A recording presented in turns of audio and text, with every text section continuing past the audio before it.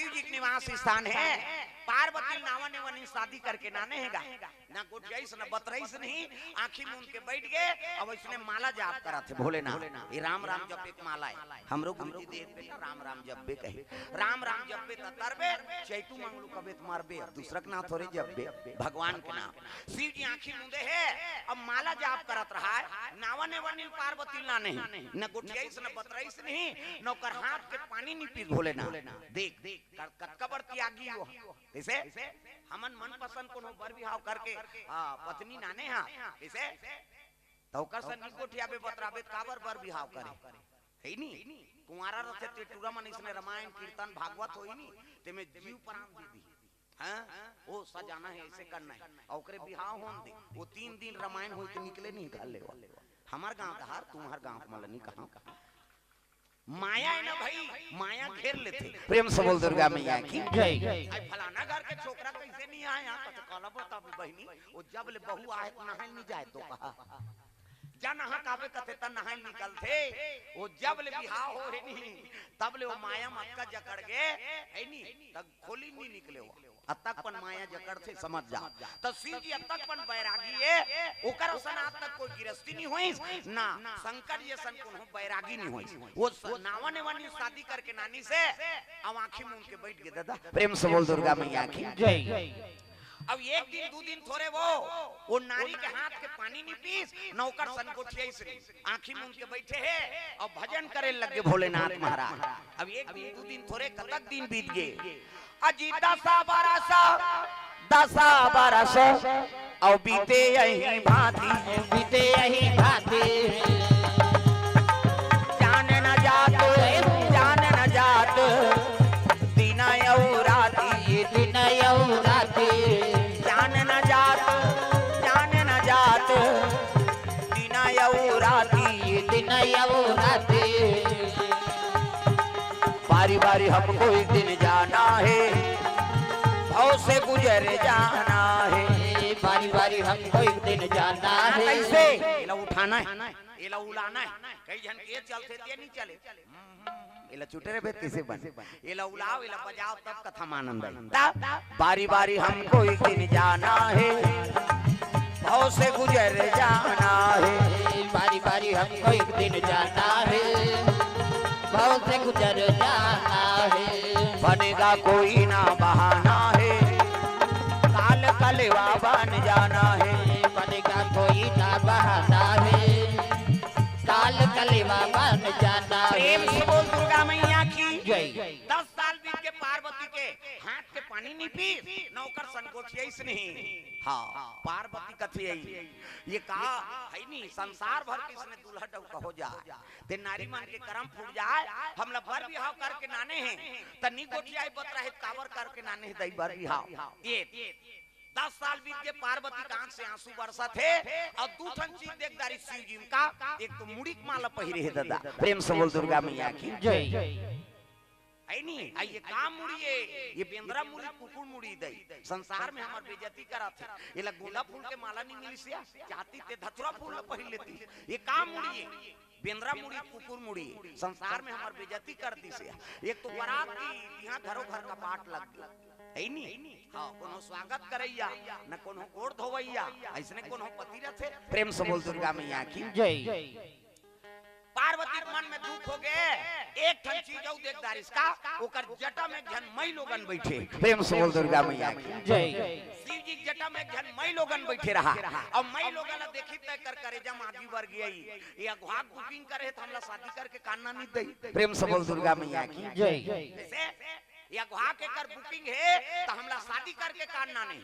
ये जब ले शादी करके नानी से हमला गोठियाए न बतराए और 10 साल बीत गए और कर जटा में घन मई लोगन बैठे तो सब ल सही जही माता मां कैसे 3 जुआर के खवैयाए ते 2 जुआर खाली कैसे करबे बहनी हमार कार्ड में कम चौर हम मिलथे यार हम देख के चला लेथे है नी।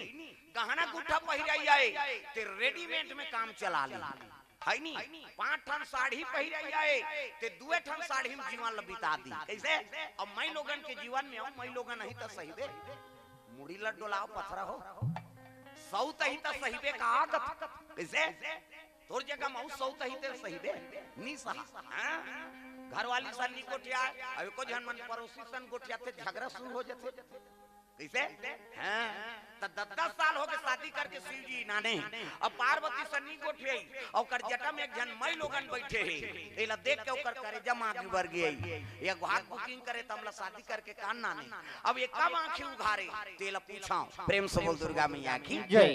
शिव जी एक दिन तपस्या टूट गएगा और तपस्या टूटी तो आंखें उघर गई अब आंखें जैसे उघरी से पार्वती पहुंच गए शंकर जी करा और जाके शिव जी गोल लहबले धरदारी प्रणाम भोलेनाथ कथे खुशी रा पार्वती का बात है कथे मोर मन में दूठन संशय है महाराज का संशय तब तो कर करे जब आगे बरत रहेगा वो जटम बैठे थे मई लोगन कौन है अब अघाग तो बुकिंग रही थी हमला शादी करके कान्ना ने झगड़म तैयार हो गए दादा शिव जी कथे पार्वती तोला शंका होत हो कथे का शंका आंख के साथ दिखते थे में शंका का बात हमला बर बिहाव करके नाने और 10 साल हो गए आंखी कान मूंद के बैठ गए अब तो तरवा में मई लोगन बैठे वो मई लोगन को ने तेला बता शिव जी का थे अरे ला शंका हो जाता और शंका का बात है नहीं आंख के साथ दिखते थे कौन है वो मई लोगन तेला बता शिव जी कहते तब ही पूछ लेन भाई कौन है तेला तय कर करे जब तो आगे बढ़त रहे दादा पार्वती के ये कब अवसर मिले कहीं कोला देखा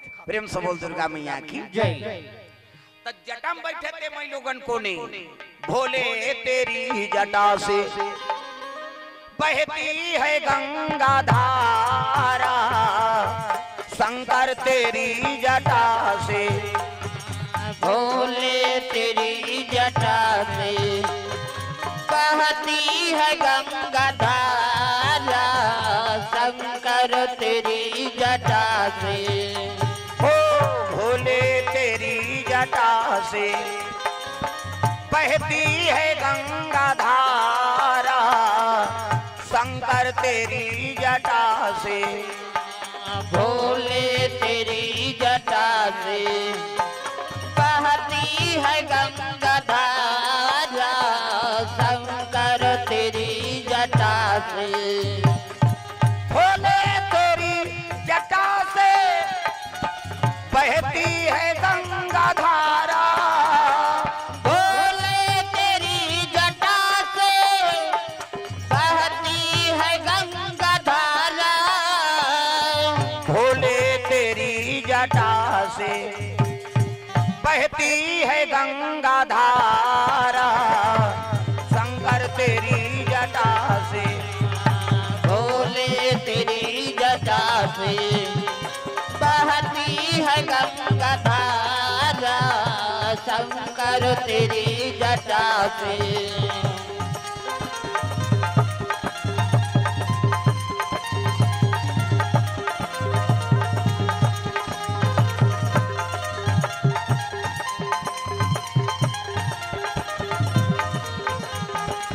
भोले तेरी जटा से बहती है गंगा धारा शंकर तेरी जटा से प्रेम से बोल भोलेनाथ भगवान की जय। तो जटा में बैठे थे मई लोगन को ने जगत पावनी गंगा प्रेम से बोल गंगा मैया की जय। तब तो कर करेजा मांगी बरत रहा पार्वती कथे ती पूछ लेन भाई कोने तेला हाँ पार्वती कहे लगे का सो बहिनी नारी जीवन पति चरम सेवा करना होती कैसे अते मोर घर वाला तरवम बैठ के डिस्को डांस करा था कौन आते है वो ऐसे किस नहीं तब तो गंगा कहे लगे पार्वती मैं जगत पावनी गंगा हूँ मैं त्रिलोक पावनी गंगा हूँ मैं पाप नाशनी गंगा हूँ और घेरी बेरी ये गंगा वो गंगा किस नहीं पार्वती करे जब तो आगे बढ़त रहेगा पार्वती कहे लगी ये गंगा वो गंगा कथा दुनिया में तोला चैलेंज देत हूँ गंगा मैं दुनिया में ऐसे गंगा प्रकट कर दूं ते दुनिया में तेरा नाम लेने वाला नहीं होगा नानमुन बात है मैं लोगन मन झगड़ा होते नहीं ते बड़ विचित्र है हाउ वो कतको बड़ सियाना अबे तो नहीं चले ओ कर तोर मुर्दा रेंगे की हिस नहीं तो फिर समझ ये कान लबो जब भाग यूं कर सुमरनी हाउ काकरो मुर्दा निकालते थे है नहीं माता मन कहीं शुरू हो गए झगड़ा में ते रट रट ले फूट थे भाई यही मन सके हमार पीरा थे छोकरा मन के दिन भर में घाव फूट के तब बड़े और दाई मन कहीं झगड़ा होई तो 17 घाव झगड़ा होई 17 घाव फूट थे वो अंग्रेज लोग जानते हैं फूटना है रे कहीं किसे प्रेम से बोल दुर्गा मैया की जय।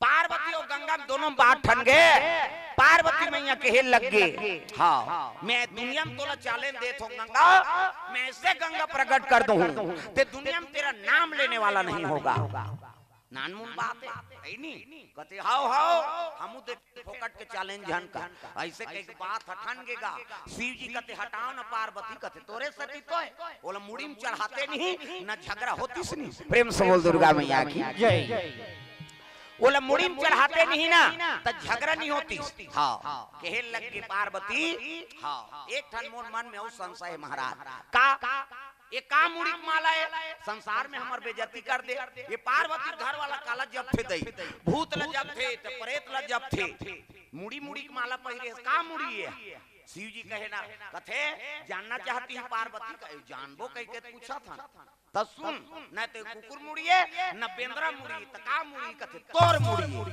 पार्वती कहते हमार मुड़ी थमान में फिट है कहाँ का मुड़ी शिव जी कहे लगे पार्वती पुनरति जननम पुनरति मरणम पुनरति जननम पुनरति मरणम पुनरति जठरे पुनरति शरणम पार्वती तू बार बार जन्म लिया करती है अब बार बार मर जाया करती है अब जे घाव ते मरथा ते घाव तो मुड़ी गुद के में माला पहिरे हूं ये तोरे मुड़ी माला है 1 2 3 4 अब के ठन मुड़ी नहीं जानता शंकर जी को गला में 108 ठन मुड़ी प्रेम से दुर्गा मैया की जय।